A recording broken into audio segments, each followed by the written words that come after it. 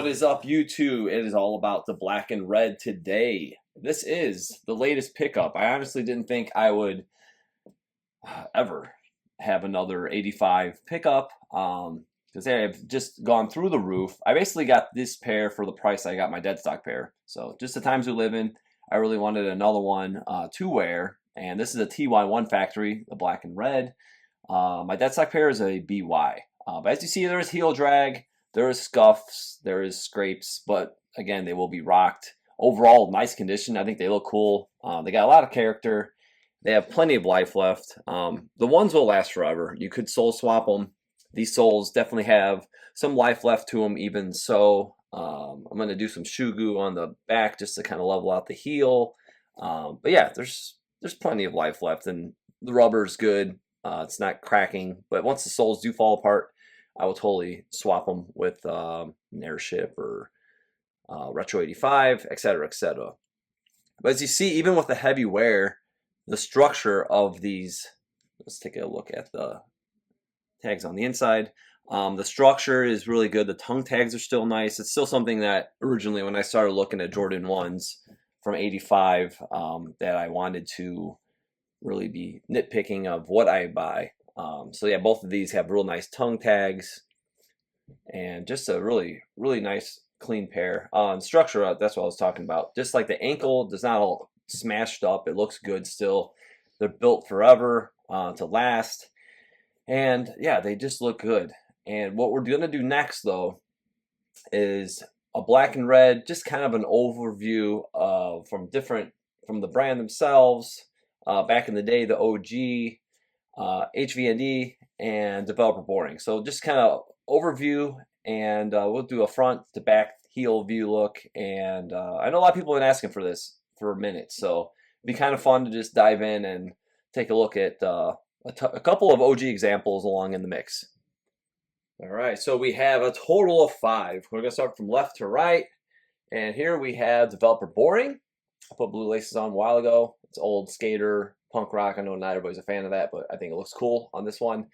This is the latest 2025 release. We have the OG. This is the TY1, and this is the BY, and HVND's handmade custom pair. So you'll notice right off the bat, let's just start with the two OGs. It's a little more vibrant red on the TY1. The BY, it's a little deeper red, and we'll do a toe-to-toe so you guys can kind of see the side panels and everything too. Leather thickness is it's pretty much the same, a little bit different. These have been worn so the raw edges are a little more exposed. You know, sometimes leather is dyed, or sometimes it's cut all the way through, and you can kind of see like more of a raw edge. But you can kind of see this more worn away. It looks cool. I think it looks great. But yeah, this is a little different between the perforations. Maybe the size, but the spacing you can see on the perforations is a little different. Toe box cuts on the OGs can vary a little bit, factory to factory. But yeah, if we go down to the right here, you see HVND. Again, you can see the leather grain quality is just beautiful, really nice. Looks great next to the OG BY. And if we go to the left, let's keep going to the left. We have the TY1 and Jordan brands. And again, people are just saying premium leather on these. I'm like, it is not. It's not even close. Okay, just looking at these three to the right and this one here, the leather quality is like day and night. All right. The most vibrant red though, this is definitely the brightest. I know some people didn't like the shade of red. I'm okay with it, but seeing all these together, you can tell that this is definitely more vibrant and brighter, kind of a lighter. I would use the shade, even lighter shade of red. And then we have developer boring here. It's a little darker, definitely closer to the BY factory, maybe just even slightly darker than that. This is when they had their second version, so they have improved the toe box. At first it was kind of a little too pointed. They reinforced it a little bit too much. This was when these first came out, and they've really perfected it much closer to, I would say it looks really close to the new retro. But that, just an overhead view, you can kind of see. And overall, I mean, when you look at all these together, I know these are worn, these have not been worn, but the leather quality on these are not as good as the rest of the front line. It's nice, but again, it's not as good. And even I was thinking about the black panels on this retro versus the black and white I wore a few days ago, and I'm like, man, the black leather on those is so nice. I feel like the black panels on that release is even nicer than the black panels they used on this new retro. But next, what we're gonna do is take a heel look. All right, so as we're looking at the back heel, again, we have our TY1 and BY OG dead stock, and this one's been worn, obviously. But remember, the BY is the highest cut and elevates the swoosh a little bit, and I love the BY. I love the BY cut. It's got a little wider midsole, even though with the heel drag, you can kind of see that. Again, you can see the red's more vibrant. As we spoke before, I'm not going to reiterate, but as you pan down to the left, you can definitely tell the color of red difference from kind of a darker to really bright, lighter red. This is more, I would say, like closer to varsity red, darker, and this looks pretty good. So heights, we spoke about the OG heights. When these first came out, the retro, I'm like, man, it looks like the PE cut. Maybe they're doing like the mid PE cut. The midsole is even more narrow. And I wish they kept the retro 85 midsole. It would have brought them up a little bit. Because HVND, as you see, they do the true mid cut, the thinner collar, that true 84 cut with the larger swoosh we'll see soon, and also the red lining, just that wingless prototype PE. I loved it. You know, that's one of the big details that I love compared to like the OG releases and that early MJ PE prototype that he had. But the height, you could tell, is a little higher than this one still. So they really brought it down. It's kind of scrunched.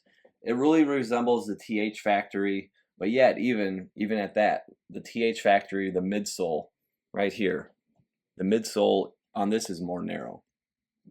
And yeah, again, I wish they just kept like the standard midsole, which really resembles Developer Boring's the soles that they use.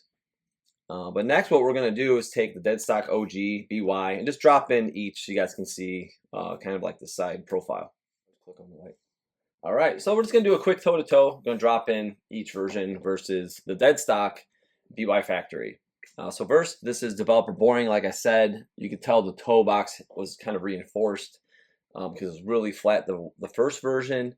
And this one I have pushed down a little bit too, just to try to flatten it out a little bit. But again, they've got much more slanted toe, and not too thinned out. So they've really improved.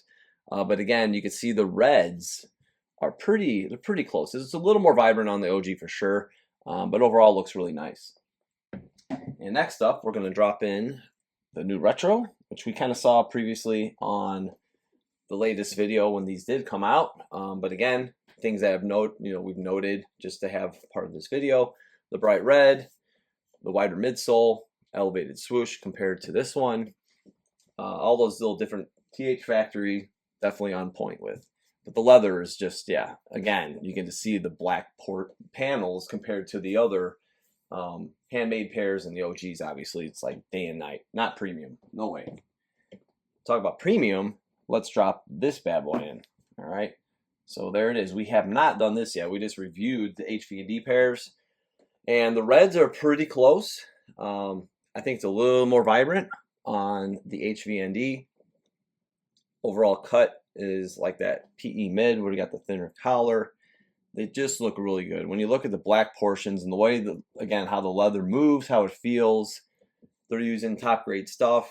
It's all in the budget. Like, what do you want to spend? You can spend, 700 plus on the HVND pair, or if you're more on a budget and you don't really want to spend that much, Developer Boring is much more affordable and even cheaper than the newest retros, which is pretty nice. But yeah, these are just absolutely beautiful work of art. And last but not least, let's take a look, OG to OG. Obviously some oxidation, more heavily worn. Again, we have the TY1 where the swoosh is not elevated quite as much, taller cut.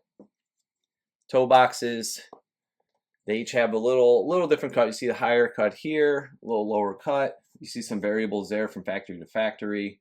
Always a straight heel. Whatever the retro is, people like say, oh, well, you say about the shapes are different. Well, yeah, but the shapes that are used now for like the reimagined, it's just awful. Like none of those reimagined shapes, it's just an old retro model that they were using, and they don't represent any of the OG factories whatsoever. So I hear some comments sometimes like trying to defend that shape when you're doing like a vintage finish sneaker without the vintage cutter shape. That's where I'm just like, it's a miss, and they just don't look right.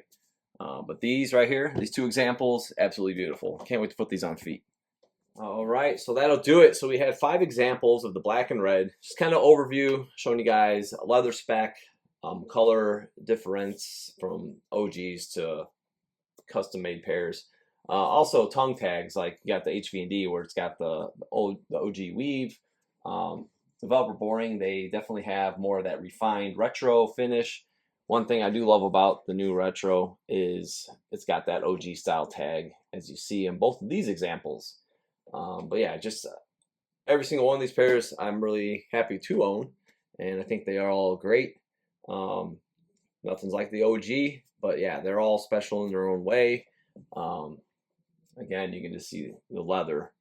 It's like not the same. It's just once you see the retro, and also 250. I mean, I mentioned it when I did the review on this video. Like when you put them all together now, and you really look at everything, you just see it and you can feel it, and you're like, no, that is not $250 worth. Not in my book. Had to get a pair though. I'm definitely not going to double up because it's just not worth it. I'd rather spend money on something like this. But yeah, I hope you guys enjoyed this video. Hit subscribe. Make sure you follow me on Instagram at OG or Bust, and we'll see you really soon.